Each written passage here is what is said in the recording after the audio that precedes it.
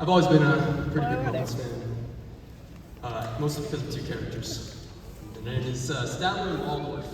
If I showed you a picture, you would instantly recognize them. These are the guys who sit up in the balcony and they heckled out at the other Muppets while they're putting on the show. And I think the reason I found them so funny as a kid was they kind of remind me a little bit of myself. If Idaho Falls High School was the Muppet Show, I would be Waldorf. I was the guy who scowled in the back row of the assembly while the student body did Let's Get Rowdy. I'm also that guy who didn't pull up to a single football game this year.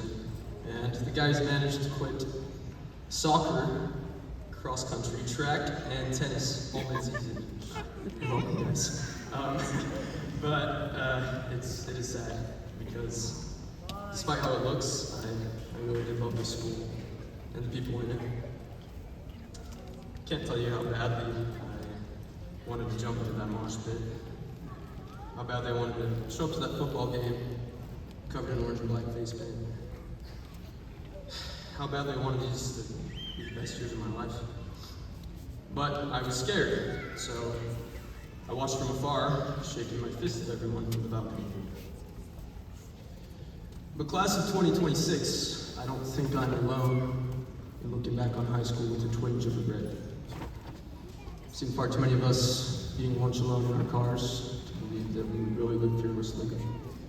I've seen far too many faces hiding behind screens to believe that I'm the only one who's a slave to anxiety. Far too many empty student sections to believe that we are really living our best lives.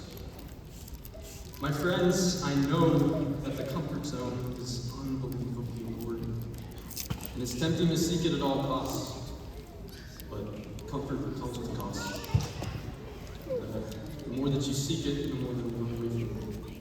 And if you give fear an inch, it will take a mile. I know this because I have lived this. I've learned that comfort will trick you into thinking that your friends don't care about you.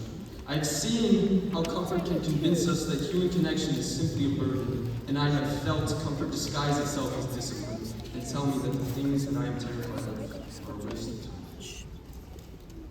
But they aren't. Because outside of the walls of the comfort zone is the most rich, fulfilling life that you could ever imagine. Which brings me to the only advice that I feel we're qualified to give. As we come to this crossroads in life, my fellow graduates, choose not the most comfortable path, but the most fulfilling.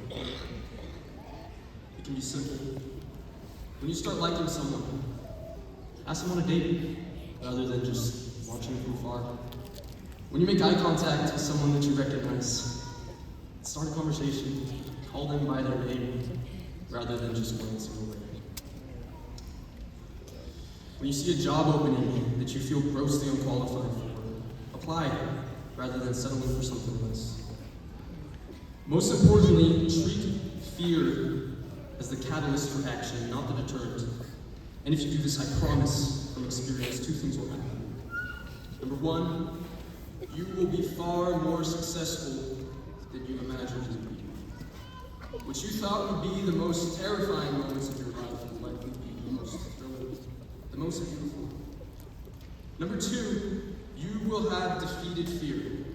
And I want you all to stop and think, really think. What would your life look like without fear? How many more beautiful things would you see because you allowed yourself the opportunity to wander? How many more lives would you touch because you were brave enough to offer someone? How many more friendships would be because you had the guts to reach out? We all deserve that life. So, graduates, as we step out of the doors of high school and into the spray room world, choose to be a Kirby, not a Waldorf. Thank you.